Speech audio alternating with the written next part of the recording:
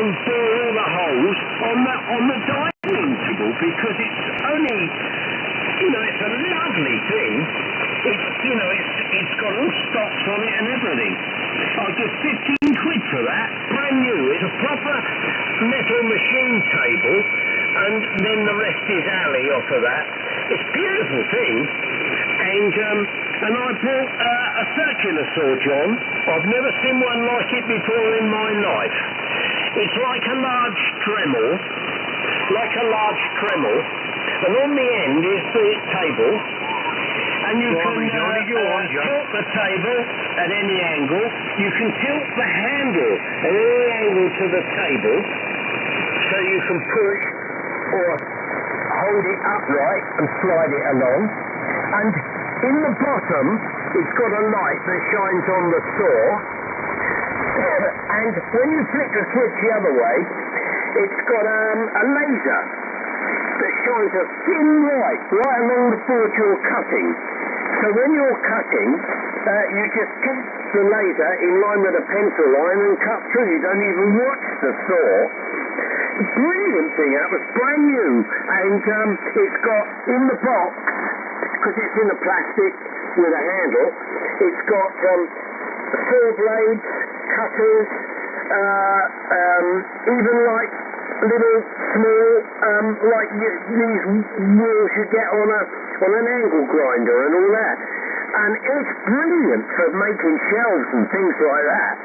It's mains driven, and it's quite fat. It's like a big, it's like about 3 times as fat as a Dremel, or probably a little bit more.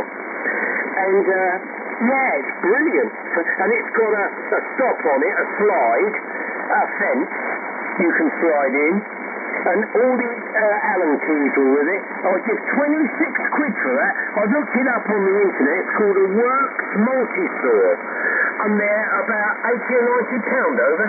Yeah, John. Can you hear me, John? Yeah, sorry, fellas, I've got problems here. I'll need to come back in 3 minutes.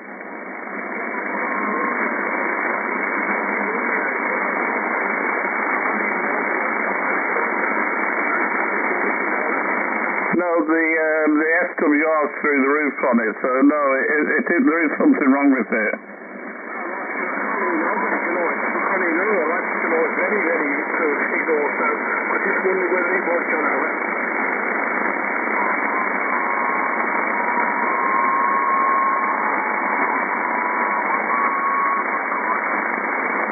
Yeah, anyway, how are you, Brian? It's okay, mate, okay. Yeah, I've been setting up my new computer. It's quite nice, really. The new table came that I ordered off the internet. How they can make tables for the price, I don't know. I don't know how they can do it. It's it cost me about £22 for the table, and it's absolutely fantastic. It's got a wooden shelf on the top. It's all aluminium. You put it together yourself, and it's got a slide-out shelf for the keyboard. How they can do it, I don't know. I got it in black, to match the computer. And today I went down to for each set I've got. The quite good, so have to wait and see if anybody comes up or else. I wouldn't hold your breath. I wouldn't. Blimey. No, I've been on every night and no bugger seems to want to come on. Well, it don't worry me, because I got plenty to do here. So it don't worry me, but, I've had some good QSOs even on this band. The other night I was chatting to a German guy on here. And then Charlie come on, he said, I heard you speaking German to the German guys. I said, yeah, well, that's the way to do it. But,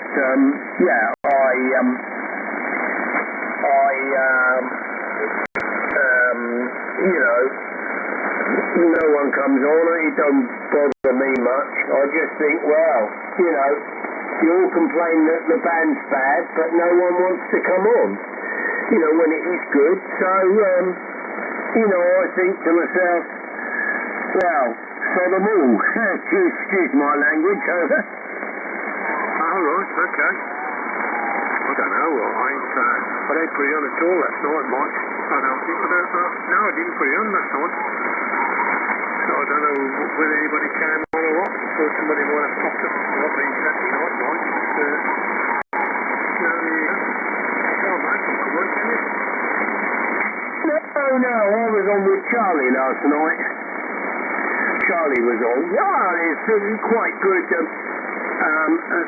The other night I was on with Charlie, Ian came on, Ian Wooden Bassett, and Ian in Bath. And funny enough, Elvin come up the other night and he was quite a loud signal where the band was working well, I was, no one else come up. Charlie came on, obviously, but no one else come up. So I think to myself, well, don't worry me, because I've got plenty to do here. If I didn't come on, the band would be empty. In fact, I might do that a few nights and get a few nights rest, though. Alright. Well, whatever you want to do, you have to do what you have to do, Mike. I don't come on every night, so I don't. Some days I don't feel like, tonight I feel a bit under the weather tonight, but I was listening on Top Man earlier on, and I could hardly hear anybody. I could hear them, but there's no signal. And I thought that's what John's problem might have been, but obviously, if he got a bad SWR, it's obviously, it's his area, but most of the crew signals tonight might get over. Yeah, the signal's quite good. Your signal's good to me. Actually, I could turn the volume up a little. I've got it right down low. Yeah, so I've just been playing with the computer, really. That's what I've been doing, trying to get things straight here. I've got one more shelf to do, because I've moved one of my early radios round. I've moved the thing, the big cabinet that I got all my DVDs in over, and I've got to put the shelf up for the old speaker for the radio. The old Celestium 3,500 ohm balanced armature speaker, the 1928 speaker I got with it. Then, I can plug it in and get it all up and running, see, because all the radios here I've got run. They're all in working order, even the early ones all work, and that's one I use and demonstrate. If anyone comes in and says, oh, that's a nice early radio, I say, yeah, and it does work, and switch it on.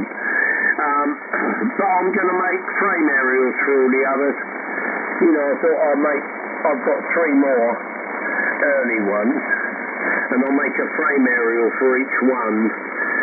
And then, it look nice, all different sizes, and different woods, hardwood.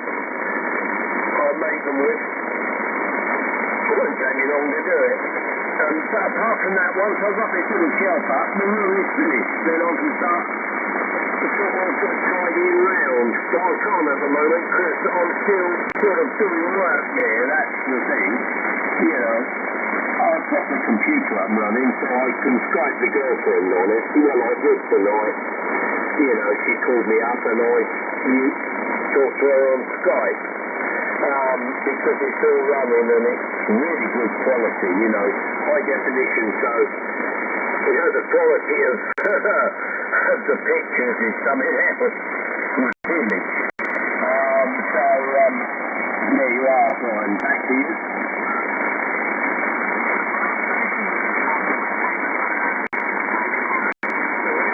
Hello, chaps, David, Mike Zero TKO.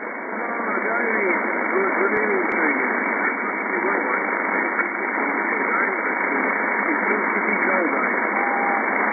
Oh, I've not been on for about a week, Brian. Too cold.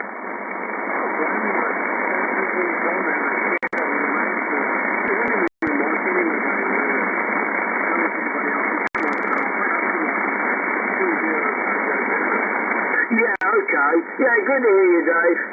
Yeah, no one else has been on. None of the others have been on. I know you haven't been on because it's cold. It ain't cold tonight though. It's getting on to 6 degrees. It's just under 6 degrees there, Dave. But none of the others have been on. Well, Charlie was on last night. Ian, down in Bath, he was on. The other night Elvin came up. The other night Ian in Bassett came on and had a chat. But yes, it's warmer tonight, Dave, over. Oh, yeah, that's why I'm here, Mikey. It's been, well, you know, I've been all over the country. It's been blooming a bit naughty, Mike, and, you know, I'd have to be crazy to come. I used to come down years ago, Mike, and I realised if I kept doing it, it wouldn't do me any good. So I've stayed away. So first time on, Mike, for a little while. But as you rightly said, it is getting warmer. I noticed the latter part of the day at about 6 o'clock this evening, it has gone up by about a couple of degrees. And they reckon tomorrow, or today as it is now, Monday, is going to be a damn sight warmer than it was on Sunday and Saturday and Friday and Thursday and Wednesday of last week. And Tuesday and Wednesday are going to be even warmer. So I'm looking forward for that there, Mikey. Right, let's put it up to Brian. How are you doing up there, Brian? Is everything okay?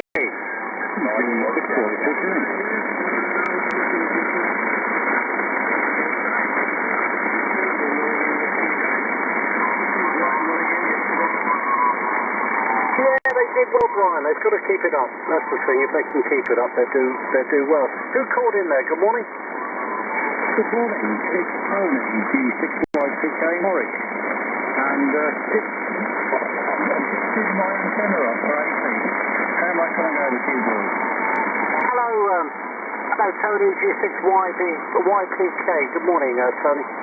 Well, you're okay. You're acceptable, Tony. I'm in Brighton. My name is David. You're about a 9S9 or something there, Tony. G6YPK, Mike 0, TKO. Okay, I didn't catch the name, Adler. Did you say David? Roger. Okay, I'm going a bit deaf, I'm sure I am. Sorry, thank you, David. Yeah, well, I'm in Warwick, which is about a mile from the Warwick Castle. And I just got a doctor phone over. And I'm working on top on last night and 50 metres. So I thought really just going around and seeing what I can hear. But unfortunately, I've got a 60 over 9 noise. So I'm having to listen on that radio.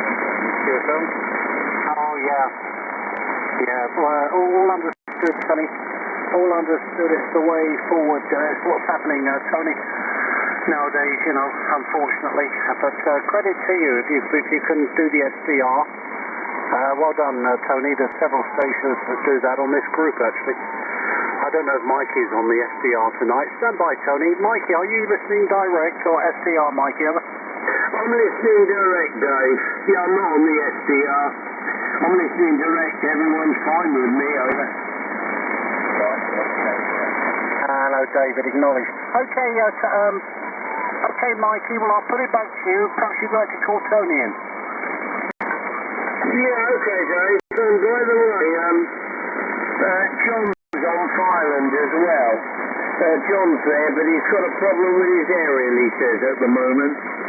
Anyway, Tony, yeah, I didn't get the call sign, but my name's Mike. I'm in Hastings, on the south coast. I'm using a Kenwood TS950 SD on an end-fed, which is 135 foot. Yeah, it goes up about 5 foot and then out like an inverted L and that. But, yeah, nice to hear you anyway, over. Okay, Mikey, a nice strong signal to Hack Green. Anyway, I can't give you something direct, but that's the way it goes. See what I'm doing tomorrow. I've got to get on to Open Reach, which runs the repair systems for BT. And what's happening is that they've got a line going up the side of my house, which is unterminating. And of course, that's what gives me all the noise, which discovered the other day what the problem was, so I'm going to get onto them and say, listen, I can't hear any services at all on my radios, no BBC services whatsoever, so you need to come and have a look at it, and if you don't, I'll cut the bloody wires. Yeah. Well, if you can't hear any on your radio, you had the same problem a lot of them have had with their radios. Dave's had the same problem as well. Probably someone with a tough computer power supply. You know, someone near you with Chinese stuff. Probably what it is, Tony. Someone with a... No, we've investigated like this. Yeah, a lot of them have had it. I mean, there's nothing we can do about it, really. That's why they gave us the license free, because they knew that was going to happen. And they knew it would bankrupt them because half the country would have milk for their radios. Not just radio hams, but people that do listen to analog radio would have PTI out saying we can't hear the radio. Why are we paying a radio license? Back to you. Well, I say, in that case, then, bomb China. What was that, Tony? All these things they plug you all to use to listen to their computers in different rooms, and all these unfiltered power supplies, they all come from China. So if we bomb China, it will cure the problem. Yeah, that's what I said. Someone's got a Chinese power supply. Yeah, they're all from China, over. Well, they don't last 6 months.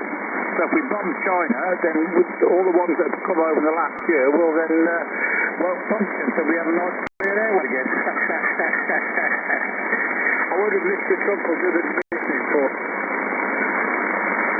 Yeah. Anyway, I'll put it back over to Dave, and he can pass it round. Over to you, Dave. Yeah, well, Tony's right, You're right, Tony. It's all from China.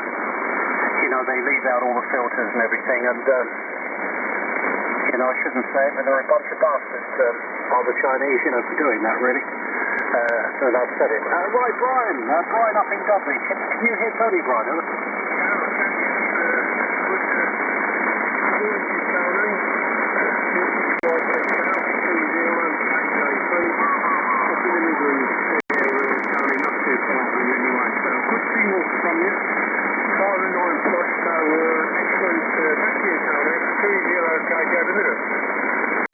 Okay, Brian, a lovely signal from you into, at least into green. I recognise that voice from somewhere. I wonder if I might have worked through on 2 metres at some time, over. Probably have, you probably have nice, a couple of, very much for 17, very much for 2 meters, that's the road cycle, so there's a good chance of working down the alley. Oh, Roger. Yeah, I lived in Birmingham for a couple of years, and previous to that I was in the States for 20 years, and when I came back I just decided to buy myself a little dual band radio, so I had that for a couple of years, and when I discovered, of course, I was now an A licence holder, I saved up my money to get a radio. I'm running an Icon 7100 here, and I'm thinking of changing to a 7300. I've had some very good reports of it, and I think it's not bad actually for what you get for your money, you know. And keep the 7100 as a backup, and use it for 270 sideband DX thing on contests and things like that, you know. So there we go. I run 23 cents from here as well, by the way, Brian, ever.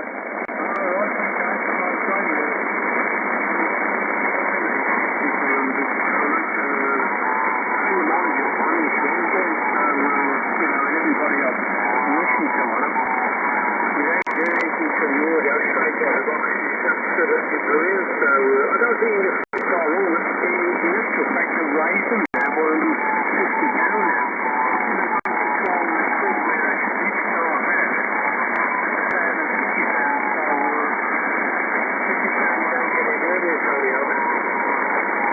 You talked about your friend at Radio World. Is it him that's put the pennies up? Most of the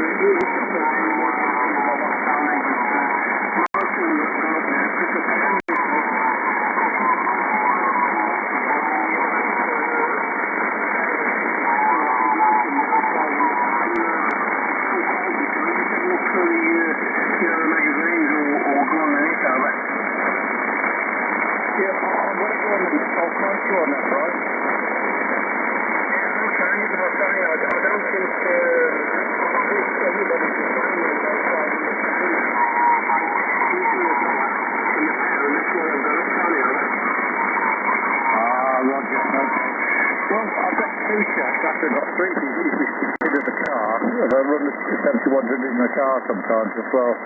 And 12 miles from here, south in Gaydon, I've got another shack, which I use the FP2000, and I've got a 100-foot tower with a few poles on the top of that, and I really put a signal out on there, but at home here, I'm not really allowed to have any antennas, but I've got this up in a sort of a stealth configuration, and it's sort of okay, you know.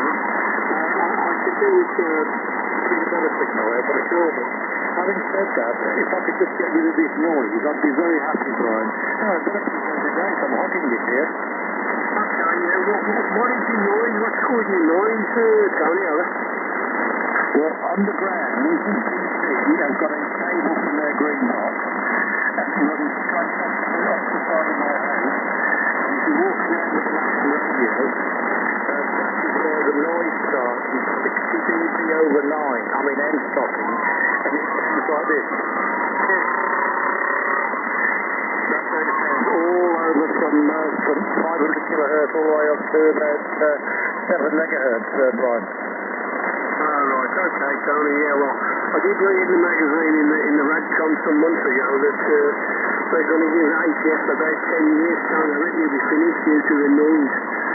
Those still running, so I don't know, but that's what they're saying, Tony, so...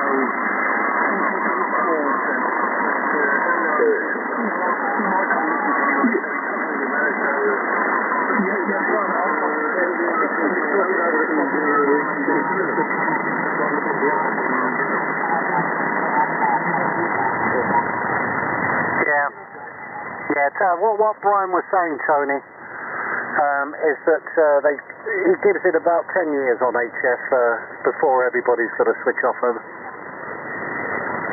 Yeah, I don't know, that's right. There's nothing you can do with it,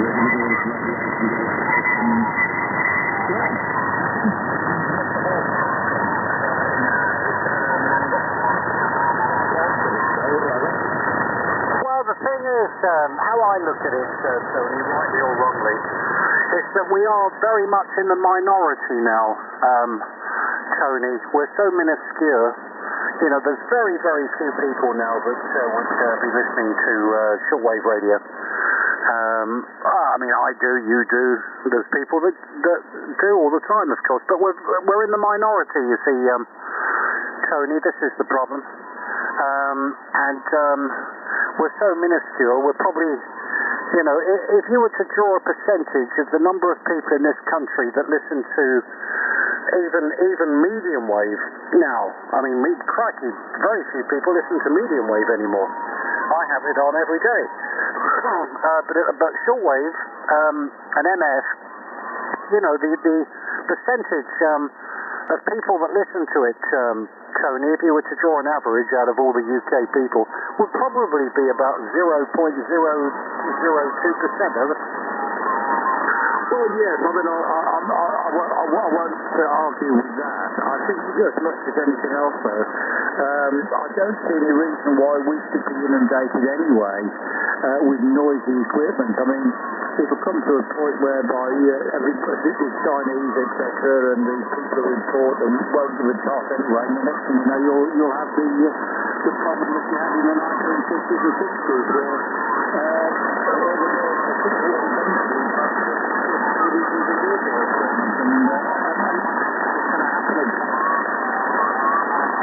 I agree with you, I do agree with you, Tony. It's just a shame. I mean, crikey, I'm old enough to remember then when our authority was the GPO. It's something called Ofcom now, whatever that is, but it used to be the GPO back in the 60s, and of course the majority of people working for the GPO in those days were radio amateurs, Tony, as you probably know.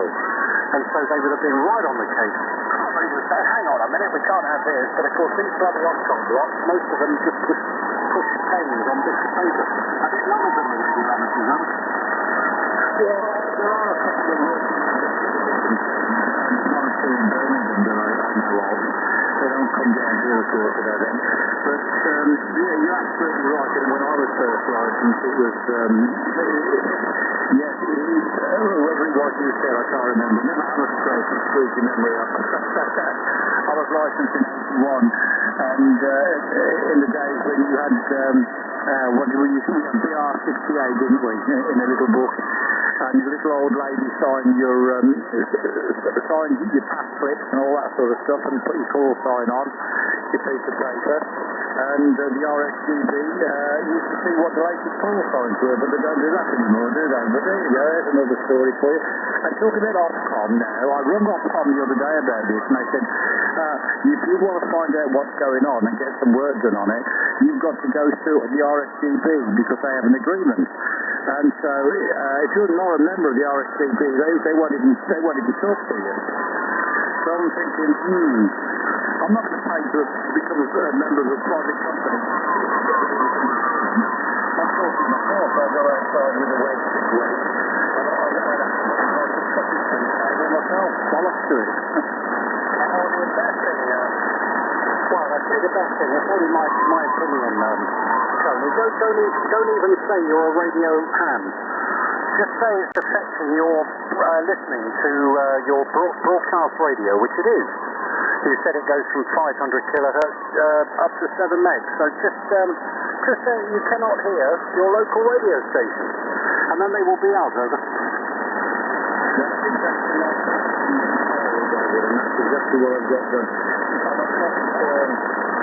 I've got my tips here ready for them. So, yeah, I'm not a radio amateur as far as I'm concerned. My radio, and that's it. So I know where the noise is coming from because one of the open root schools told me where it was coming from. That's precisely right. I mean, you would think it could be filtered. At the end of the day, you know where it's coming from. You know what it's doing. So theoretically, surely a filter can be put on or something other. Well, the thing is, it's open surface. It's not terminated at all. And all the bungalows, which in this little row here where I live, they've all got Virgin. Not one of them has got a telephone system. So if they took it out, it would deal with the thing, wouldn't it? Yeah, well, you could do that as well, of course. I agree. Yeah, well, that's what I would do. I wouldn't put up with that nonsense. I'm a staunch believer in this, Tony, that it's a human right. At the end of the day, these idiots are messing with your human rights. Oh, exactly. And I've been saying that for the last year since I've been in this particular place. And that's it. I mean, I'm an old man. I'm in my 60s, mid-60s, 66 actually. And my only mental communication with the outside world around me, actually, is my friends on the radio. And they're taking that away from me effectively. And they don't care. You know that as well, Tony. They don't even care. Oh, they said if I cut their cable, and I'm quite happy to do that. I'm being serious. It's literally 6 foot from my radio, literally outside the wall next to my window here, and there's nothing I can do about it. Well, I get out there with the shears. Yeah, that's exactly what I'm doing. Well, actually, my other radio station, I brought back some equipment which when it comes up from underneath the tarmac, I'm going to cut it there and then, and I'll just tell them that the kids have done it. I like it, Tony. Very good. I see you're planning ahead. Right, let's put it to Mikey. He can say what he thinks. Mikey's quite lucky, really, because he's fairly excluded there. He's sort of He's only got an old people's home next to him and they go to bed at 9 o'clock. 2E1ECQ. Over to you, Mike. M0TK. Okay, Dave. Yes, I'm pretty lucky here. I am lucky in that respect.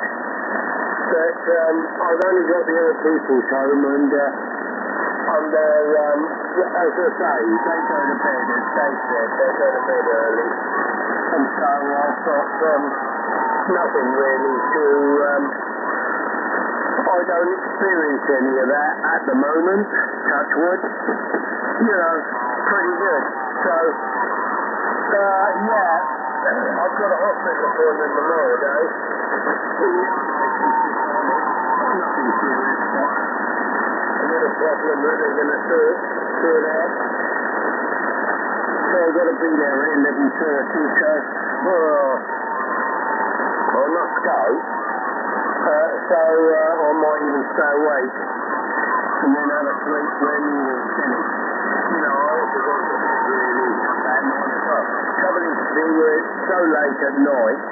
I'm a night owl at the moment, anyway, and makes me so late that you know, if I've got any appointments the next day, I'll probably sleep through them. You know, but yeah, so.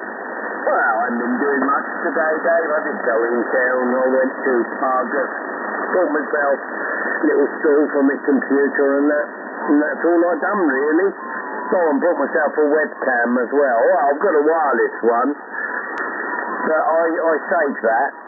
You know, it's all connected up.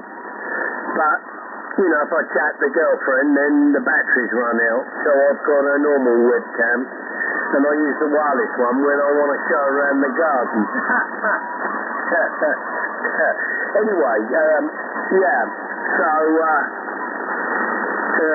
not been doing much today. Anyway, I'll put it over to Tony and he can pass it around. Over to you, Tony. Okay, thank you, Mikey.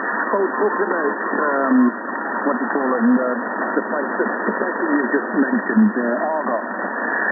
I had a shock the other month, and I bought something online about Argos, and make sure it's good for the next day, yada yada yada, as you do. And then what I didn't do is read the small print. It says that they'll give you 10% off if you agree to sign up for a particular newsletter. And I thought, well, I'll just let you do. What I didn't notice was about 15 pages down from this. They take £15 a month off you. So that's for being, what's the word, having the opportunity to have 10% off anything you buy online from Argos. Well, I went to my bank, you know, and I thought, I said, look, what's all just the last thing out of my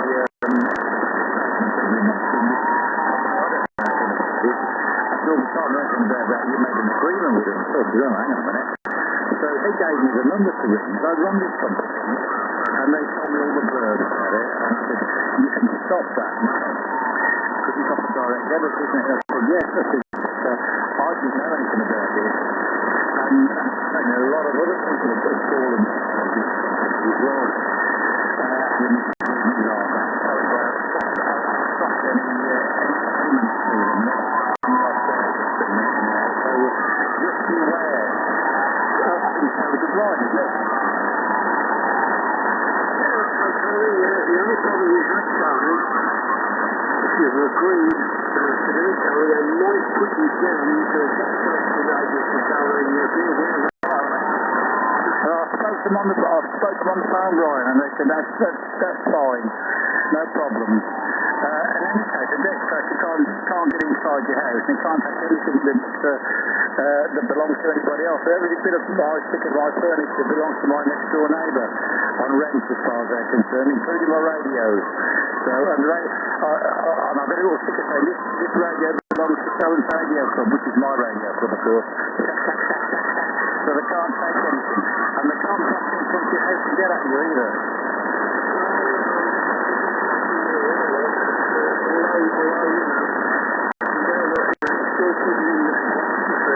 Still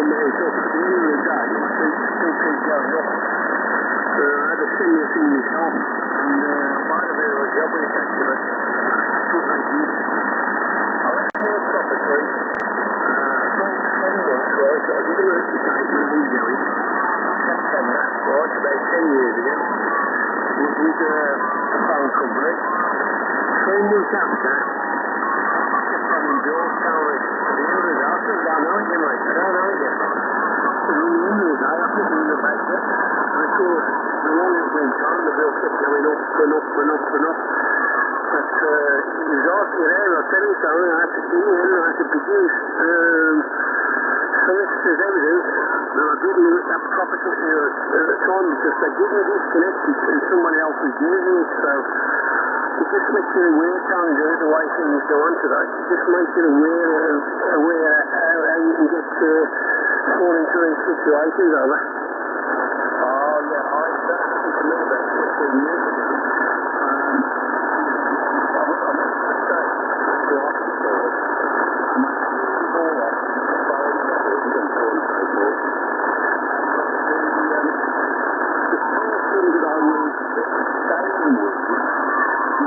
One day to use my car for a telephone doors with.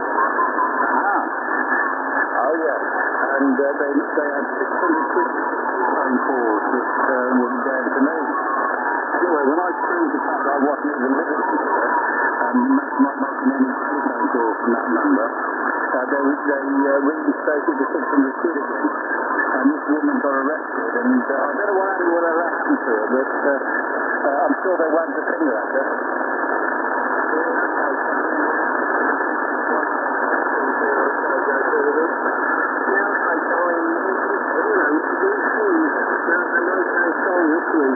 Sometimes you've got to stop saying them, you like moving rather. So I'm glad you've mentioned that to me, because I might be also moving rather, so he wasn't paying £16 every month, don't he, Alan? Oh yeah, especially if you sign up for this, you know, if you work hard off all the time regularly, they'll give you 10% off. You don't read the small print, you see, right, Alan? Right, Alan, yes, I'm not going to tomorrow, Tony, I'll just tell you, you know, but just one or two things from August, and, you know, so I'll just make it aware. So I'll put it back round to you, Dave. Do you do okay, have a look? Yeah, it's lovely, on the morning, Tony, is that you? No, morning, Dave, Brian, and everybody else. Morning, Gary, morning, Gary. Friday, I've detected your Midlands accent. Morning, Gary. Good morning. Good morning.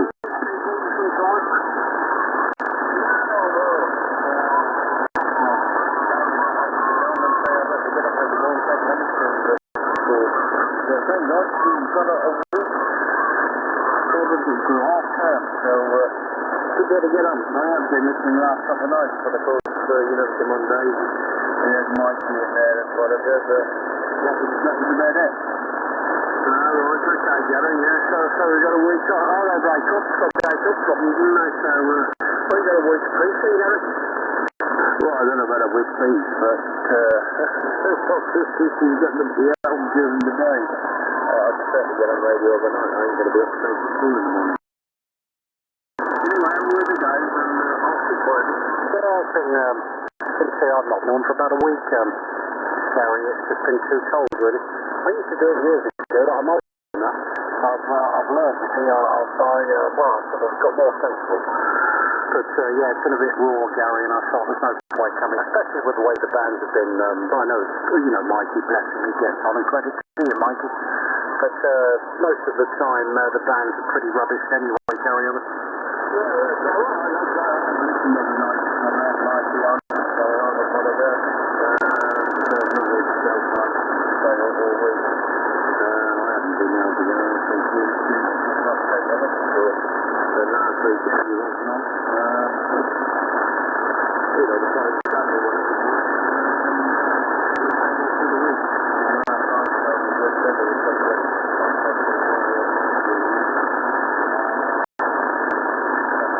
The last 3 days, 4 days, whatever, I didn't know too well anyway.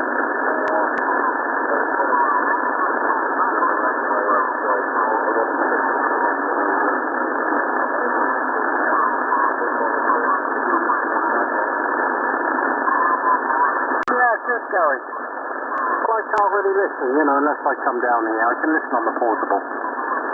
But it hasn't got the same sensitivity, of course, as it actually has. So you can hear, you can make out the odd station.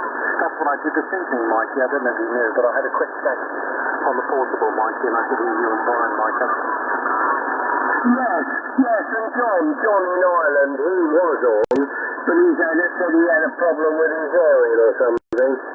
Yeah, well, you know, I've been on Ian in Wootton Bassett's been on, he was on last week, well, last week.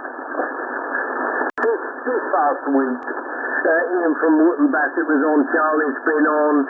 Elm came up one night and he was quite loud. Who else? Ian himself been on. Gareth's been on his own couple of nights and that. So there's been quite a few on at different times, hasn't it? Oh, and Ian from Cheltenham came on as well. Yeah, Ian from Cheltenham, I forgot him, but Ian and Robert Bassett came on one night as well. Yeah, Ian from Cheltenham. Yeah, I was used to. Yeah, he was on last night, Ian from Cheltenham, that's it.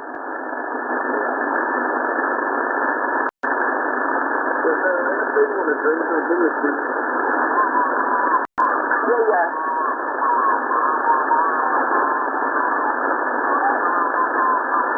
How are you, David? Of course, you haven't yet. I've been getting up even earlier, Gary. And you know what that means? You get up earlier, you're sort of tired earlier. So that's another reason. But warmed up a bit tonight, Gary. Still blooming cold, but nothing like it has been over.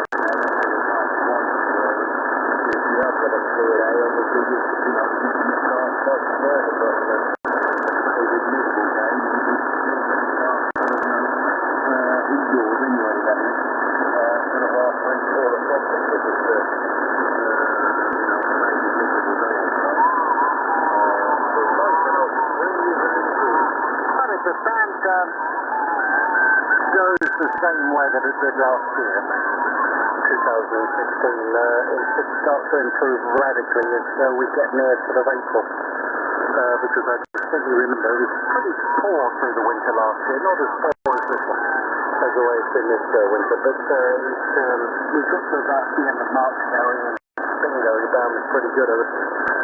Well, that's right, Dave. I mean, it hasn't done that since we've got those more. Instead of it settling down and then being more reliable, it's done the bloody opposite.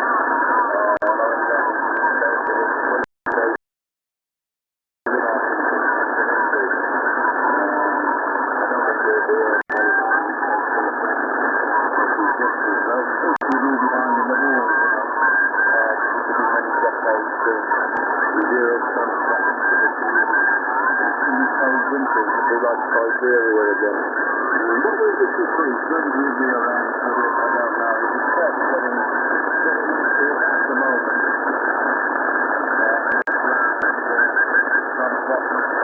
Very, very poor. And I think the next one is going to be even worse. They want us to after that, you know, it goes down to like a whole bunch of Tony, G8YPK, you're still the...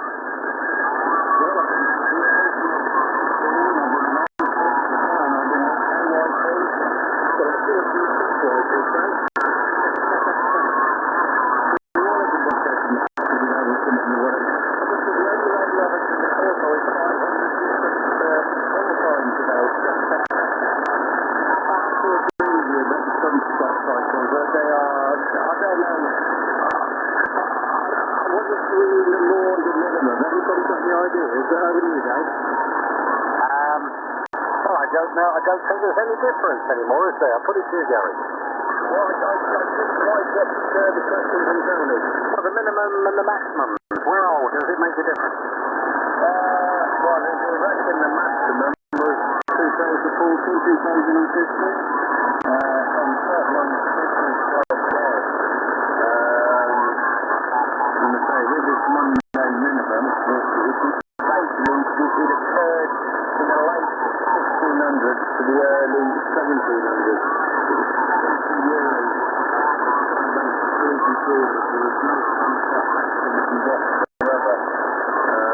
So basically you're not going to get hardly any propagation whatsoever. And so that was at the time, if you remember back in the school, the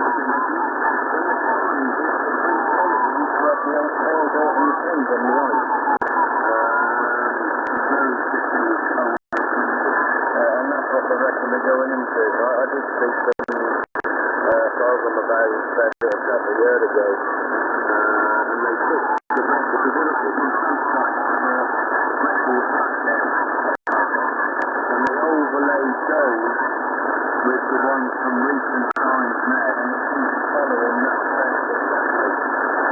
So maybe over the next one, possibly two,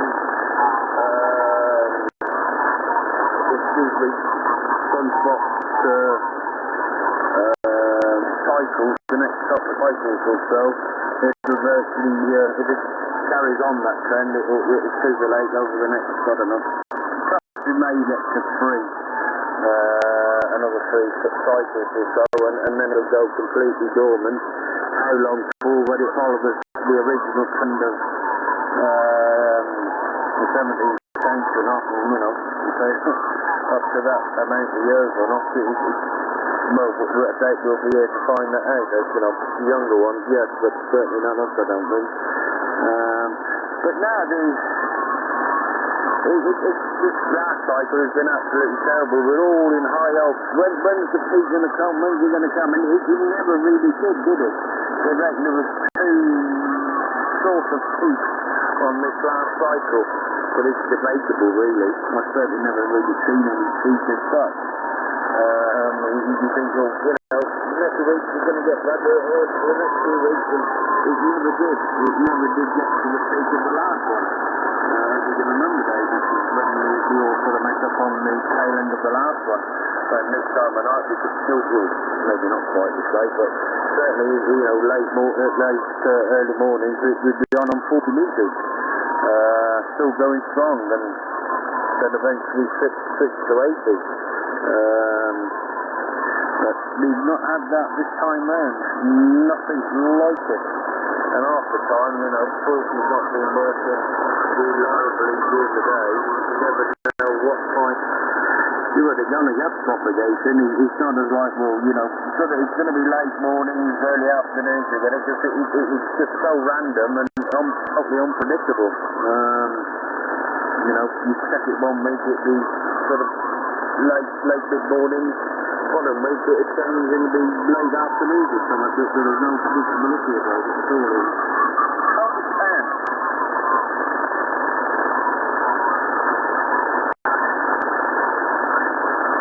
Anyway, credit to you, Mikey. Can you hear me? Oh, the band's further up. Yeah, I've got you. Okay, so yeah, credit to you, Mikey, coming on. It's good. Keep the old thing going. I was just having a try, let your voice stop down here. Yeah, well, thanks. Yeah. Well, it's not been too bad, really. But, here you are. Not been too bad at all, really. It's better than what I thought, anyway.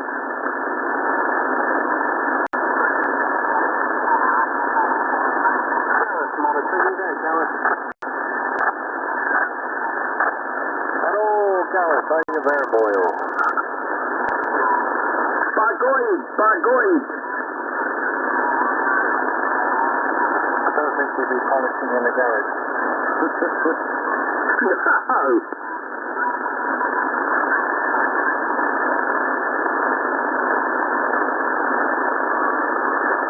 I've got the arty for that, and you coming like you guys together coming up, and I'm coming on a short day tonight, and coffee and still really crack tonight, Yeah, well, I did, was it not this week on, the week before. I could feel like a head cold coming out, you know, the same sort of note, but it never came out properly, which I was thankful for. It did drag on a bit longer, and then I thought, Christ, I've got to with that, like, then this week it came back, and it really hit me. I was absolutely horrendous with it. Really was bad with it. I'll say it's on its way out, just sort of remnants of it now.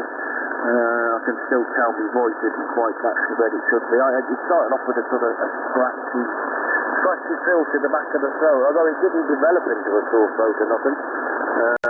Just all in the head. You know, it got really bad this time round, but thankfully it is going. I don't think my poor old nose could take any more white and just look like bloody rude or what silly nose and the eyes and constantly rude of it. And of course that goes to a sore chest that you know, proper bite.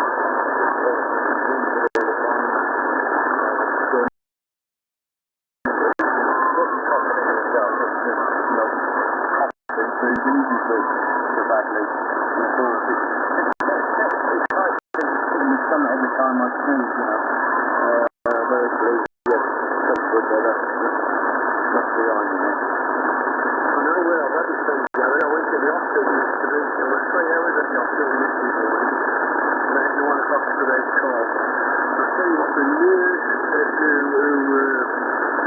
I know what you Gary, she sneezed in the nose, well, she was, God, I said, I don't know what you're doing, really. I said, you know, stop here. She said, I had this lady a few days, I thought, well, thanks for going to the hospital, but you know, I went to the got it from school, you or someone, you know, I said, school, you have to trust the Lord to come in life,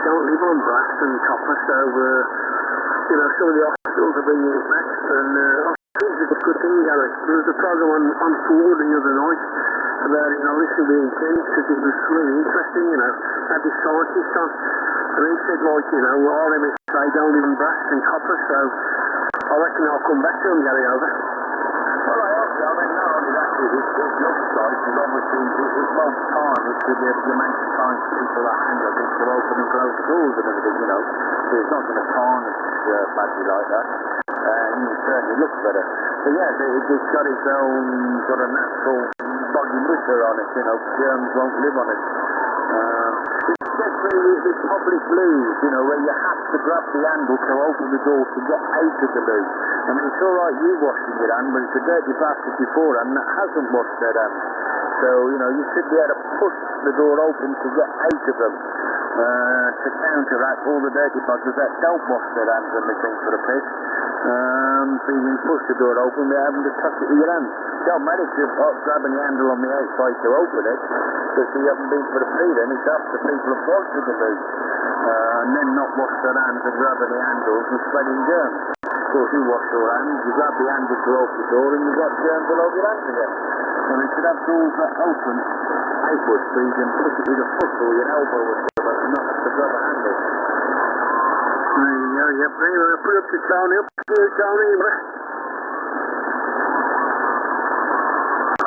Camel, he's gone, Dave. You think, oh no, he said he was just going to make a brew, Brian. I'll put it here, didn't I? Yeah, I agree with Gary. I agree with you there, Gary. I regularly go into damn places and, you know, I've got this knack of sort of opening doors with my arms, you know, my elbows. But what I normally do is grab a bit of tissue. Obviously you have to lock the door. I grab a bit of clean tissue, Gary, after I've washed my hands, and I use that to open the door.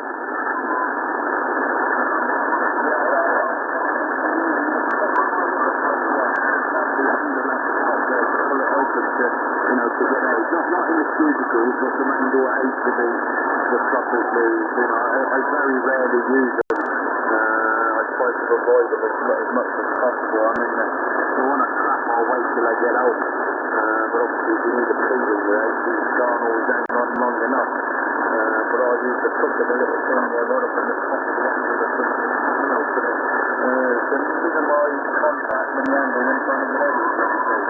You should have it so they open outward, so you don't have to grab a handle to open the bloody door. Compared to all the other ones that haven't bothered to wash and spreading germs everywhere. But, you know, you're only going to go into some of the loos. I know a lot of them all clean bottling out of the cupboards and places and everything else. So in the likes of the supermarkets and that, you're in there, you know, there's houses and multiple places that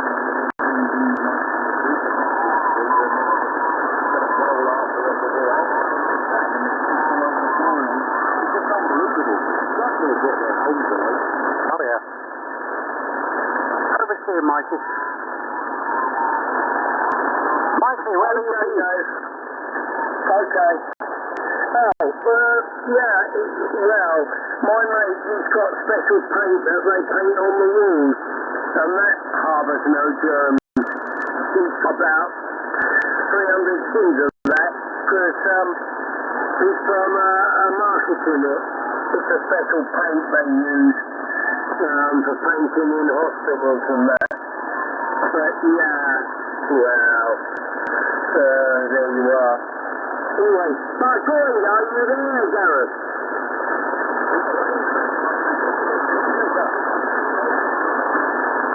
He's there. We're going.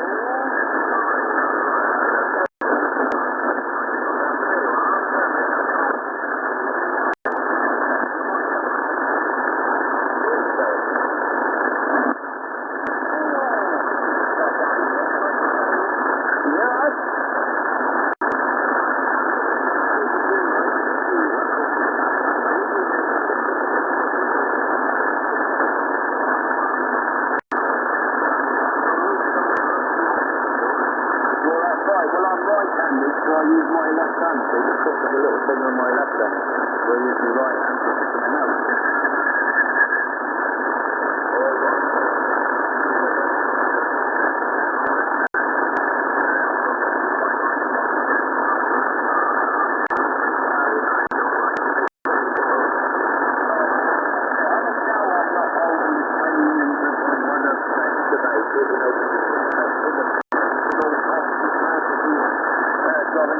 that's where, society has gone wrong, these evidence, antibacterial hand washes and all this, that and the other. You need a certain amount of germs to build up a good, strong immune system. And I think that's where society has gone wrong, I mean, even down to now, some of the washing powders and everything, kill 99% of known germs and drugs and stuff. It's bloody stupid. As kids we would go out and play in the garden, eat bloody worms and dirt and all sorts, Because of the damage from the immune system. And you didn't get the illnesses that you've got today. Plus all the shit they put in these vaccines and everything, which is poison to people anyway. I mean, it's well known that mercury and stuff like that is highly poisonous and the body can't dispose of it, yet they will insist in putting it in fillings and vaccines and everything else, and you're pumping all these vaccines into the kids, It's poisoning them.